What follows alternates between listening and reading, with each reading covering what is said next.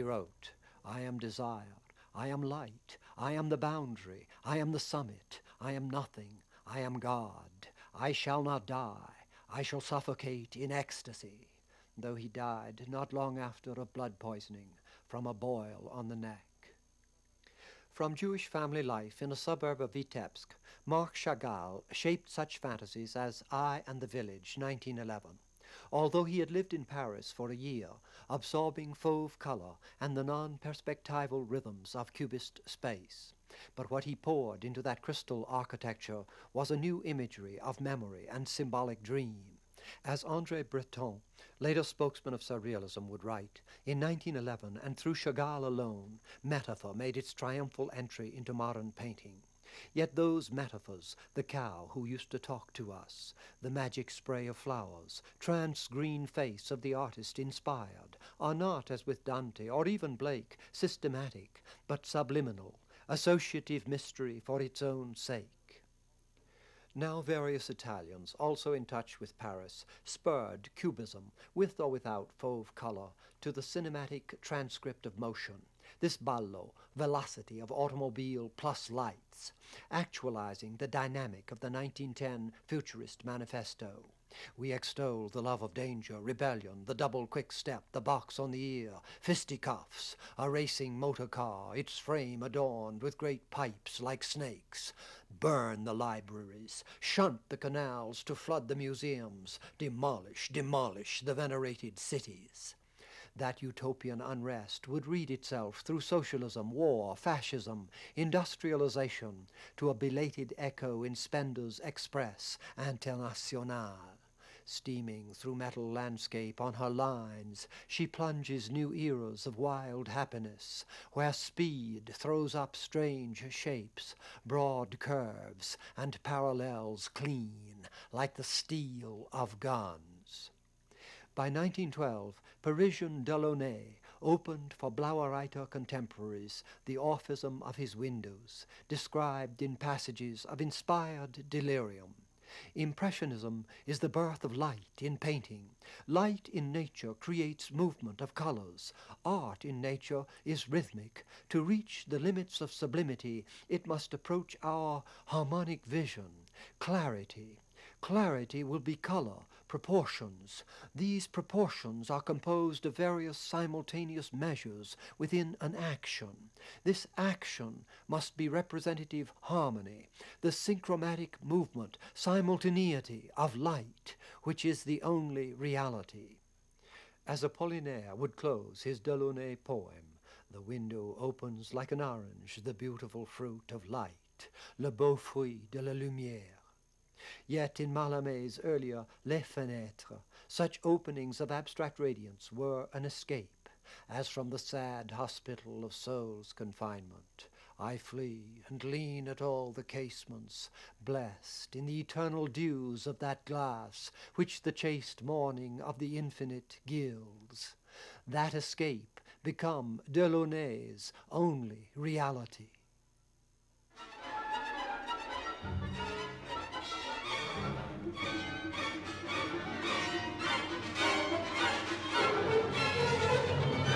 In Franz Marc, as in Schönberg's Die glückliche Hand, while the Great War neared, elation crests in panic, as if the metaphorical vase of culture, violin bowed up the scale of natural and unnatural resonances toward a euphoria of self-transcendence, should be stretched and shattered before our eyes.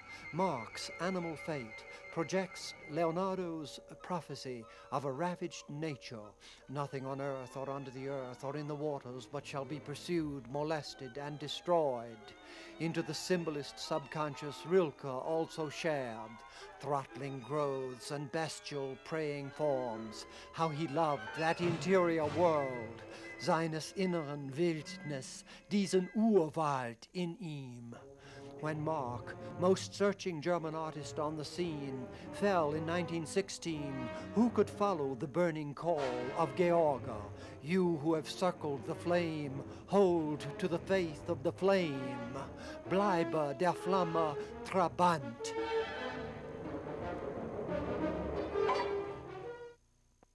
In 1896, a year of Moreau's Jupiter and Semele, with pictures we have seen by Gauguin and Toulouse-Lautrec, this Langley steam-powered plane, above and small, brought the dream of flight almost home, though his model could not lift a man. In 1903, when the old Cézanne was touching off the excitement of the Fauves, this larger Wright brothers biplane accomplished the first heavier-than-air powered and piloted flight. Like all adventures of avant-garde, it would prove two-edged. 10 years later, when Freinet painted his cubistic and Delaunay-inspired Conquest of the Air, who could have told how far these cloud-hung airmen at the drafting table were plotting the sky strategy of the war so soon to be loosed over Europe? Theirs the only war vision which would not appallingly bog down in trench mud holes where Nietzsche's expected transvaluation would concrete toward a mustached phony of frenzied outwardness. If the paired offense and defense of toothed Tyrannosaurus and horned Triceratops took them both under, it was with duckbill and all the rest, so the warning against armament, like all the lessons of history, remained equivocal. In the West, where evolution has not completed its proof, the mechanized type of force was conceived from the start, armored knight on armored horse, charging peasant field or village like the precursive ultimate of ironclad war, although the hoarse name of chivalry embraced a damsel-succoring code. After 1916, the true tanks caterpillared in, and some, like tarpool dinosaurs, were stranded, swivel of what Nietzsche had hailed. I am delighted at the military development of Europe. The period of quietude and Chinese apathy is over. Rilke's regretted war poems, George's account in Der Krieg of the first Endymion hopes for spirit out of material destruction, Castorp's leap from the magic mountain into sacrifice, such soul surmises cloud, to Owen's anthem. What passing bells for these who die as cattle, only the monstrous anger of the guns, the shrill demented choirs of wailing shells, and bugles calling for them from sad shires. So to the embittered post-war of George Groce's book of cartoon derelictions, Ecce Homo, behold man, plunged into that hell where youth and laughter go, Sassoon, would not the crazed vessel at last be shivered in the Untergang Spengler imperatived, bare your necks to the blade? And what of America, whose vital delivery had sprung the trench stalemate? America, barely emerged from pioneer assurance, how would she take to what war had hardened? From fin de siècle Toulouse-Lautrec, this private room at Le Rat Mort. Could the Jamesian traveller have missed, under impressionist verve, the vampire metamorphosis of Baudelaire? The woman, meanwhile, from her strawberry mouth, twisting her body like a snake, let fall these words charged with the odor of musk. Zola's 1880 Nana, dead of smallpox in a Paris seething with Franco-Prussian war. The left eye had foundered among bubbling purulence. The other, half open, was a ruinous black hole. A reddish crust was peeling from one of the cheeks and invading the mouth, which it distorted into a horrible grin.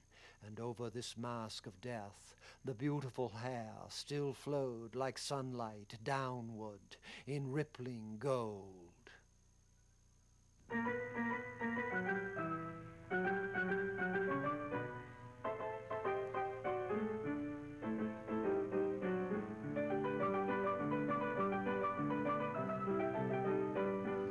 George Locke, through the naturalist glass of such European and Parisian training, saw in pre-war 1905 a reality proportioned to his boisterous New York claim.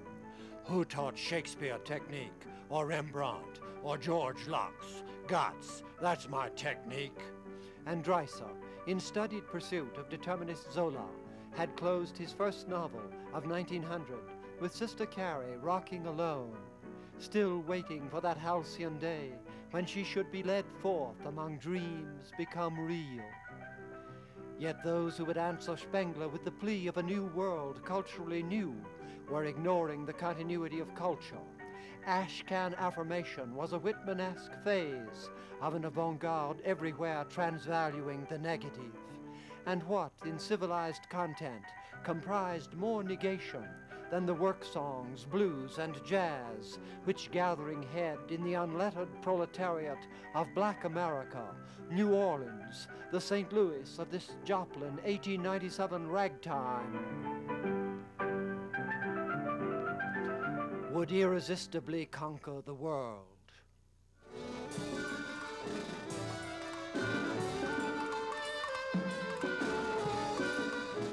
And within the sophistication and science of pointillism, what stripping to circus, music hall, and to jive occurs in the last patternings of Seurat, an affinity that would open post-war orchestration to the blue notes and rhythmic firewater of Harlem's elemental yeah.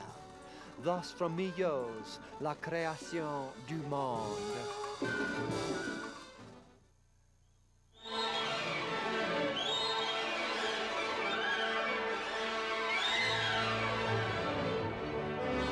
Ives was the composer who from his earliest works gave the disruptive triumph of modernism an American stomach for everything from the great tradition to hymns and pop tunes. After Homer, Akins, and Ryder, no American artist had such force, though various painters between realism and the all-out abstractions of the 1913 Armory show share a natural vigor with Ives. Here is Prendergast's patchwork Central Park of 1901.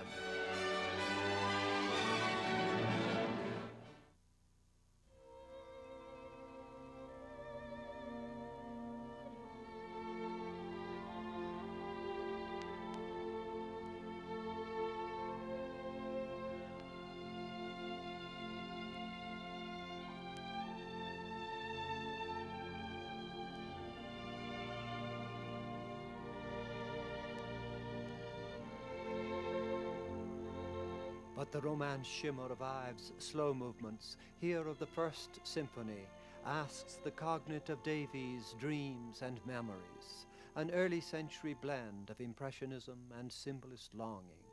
Aiken, this is the shape of the leaf, and this of the flower, this is what you are to me.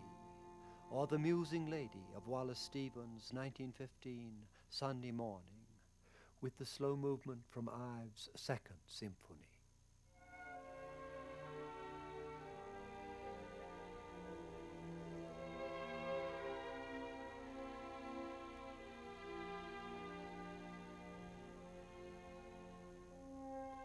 She dreams a little, and she feels the dark encroachment of that old catastrophe.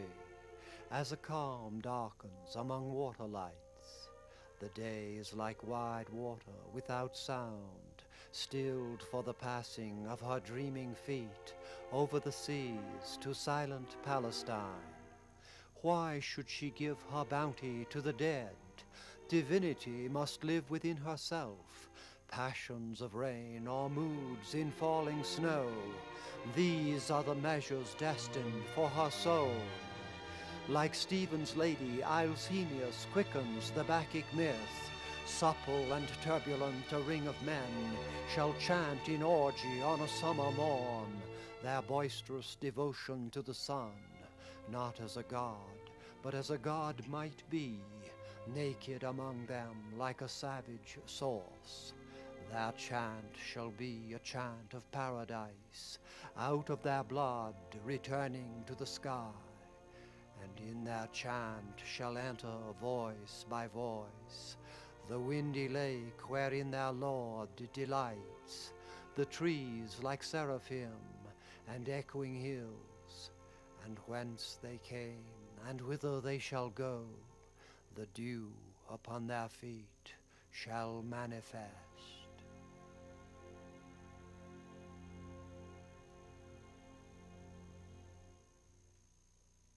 As early as any of the Europeans, Dove, from upstate New York, who had known the Fauves in Paris, moved to the delight of pure color forms, 1910. though if the scanning eye could have taken in those numbered abstractions as dwellingly as the held ratios of sound require of the ear,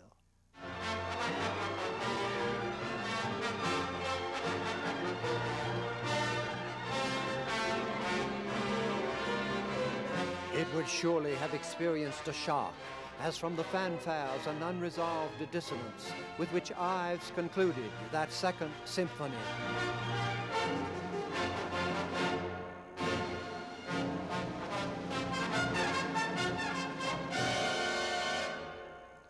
After the 1913 Armory Show, when European modernism first struck America in force, the country was divided between mass realist reaction and an avant-garde handful of artists and even of buyers caught up in the daring of Paris.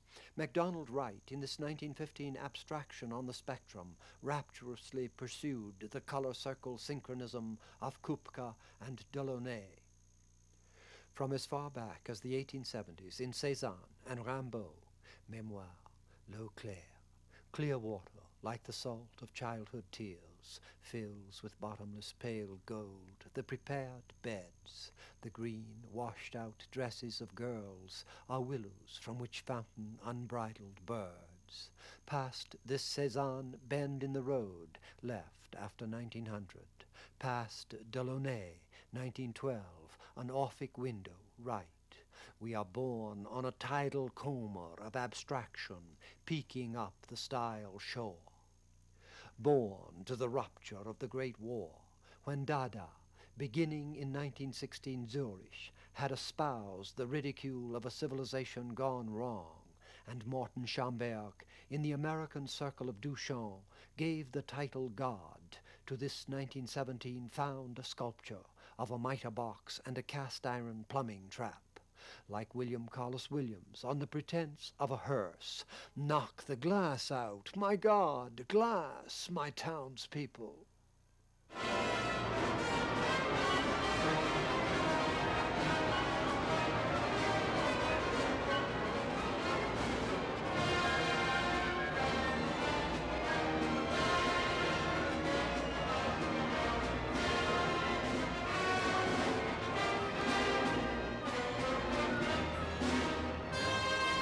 The Italian futurist Stella, who would also settle in America, had brought the Armory Show to its color action peak with the glad riot of his Coney Island, as Ives, the same years, unleashed the 4th of July scherzo of his 4th Symphony. How much easier, what we can gawk at. No one would hear the Ives for 50 years, but Century magazine gave Stella's Battle of Light a color reproduction. A daring interpretation of the dazzling light, the noise and ceaseless motion so evident in America. Had he merely represented the physical, the artist believes that he could not have given the rhythm of the scene, which transforms the chaos of the night, the lights, the strange buildings, and the surging crowd into the order, the design, and the color of art.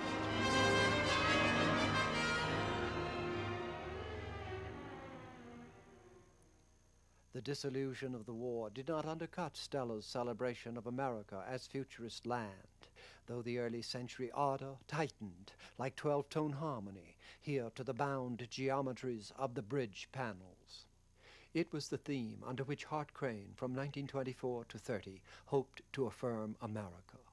How many dawns chill from his rippling rest, the seagull's wings shall dip and pivot him, shedding white rings of tumult, building high over the chained bay waters liberty, till elevators drop us from our day.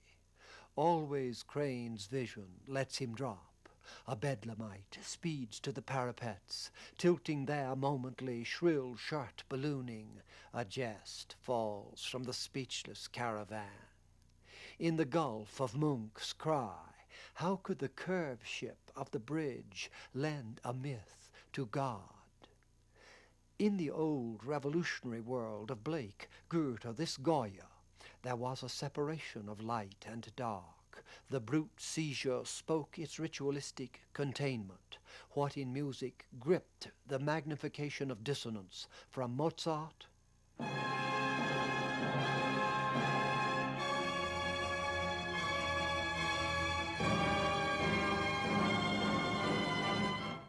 through Beethoven.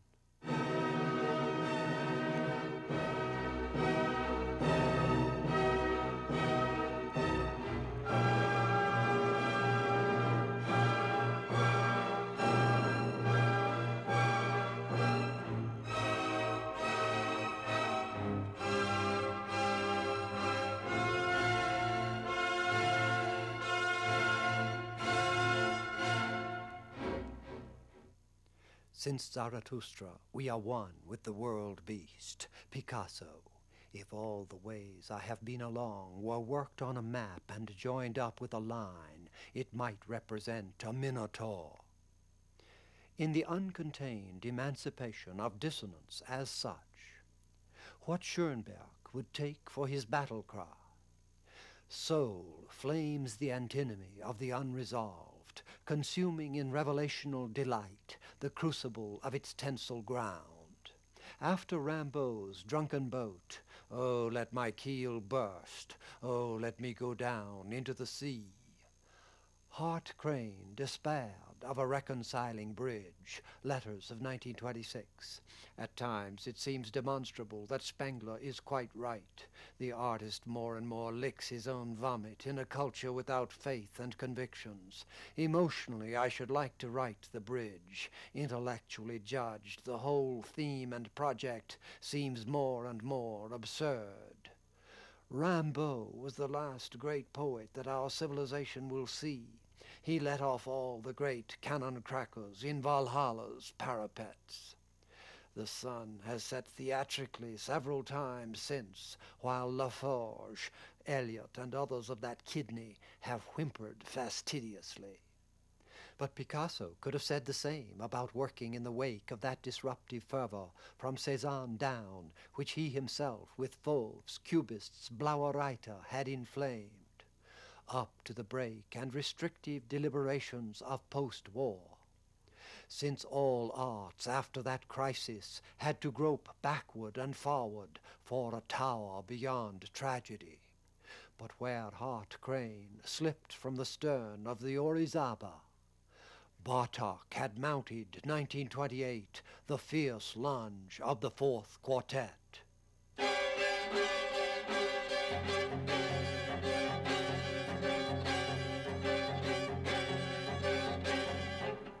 Picasso turned the beast outbreak, Yeats' violence upon the road, violence of horses, to the 1935 Minotauromachia, where a child, poignant as the one who in Rimbaud launches a boat frail as a butterfly of May, confronts with candle and flowers Yeats, oh, may she live like some green laurel.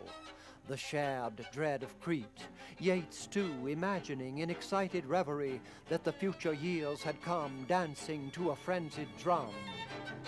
Crane would ignore Yeats in that prophecy of no great poet after adolescent Rimbaud, but it was just Crane's despair which Yeats had hammered into the second coming of 1920, the gyre of negation pierced by the 13th cone, God's sphere of tragic miracle. Turning and turning in the widening gyre, the falcon cannot hear the falconer.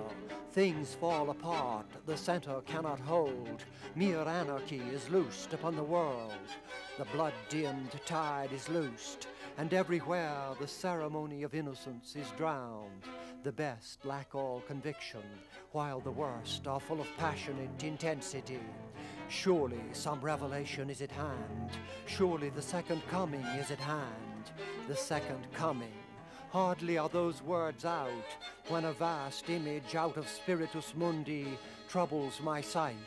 Somewhere in sands of the desert, a shape with lion body and the head of a man, a gaze blank and pitiless as the sun, is moving its slow thighs, while all about it reel shadows of the indignant desert birds. The darkness drops again. But now I know that 20 centuries of stony sleep were vexed to nightmare by a rocking cradle, and what rough beast, its hour come round at last, slouches toward Bethlehem to be born.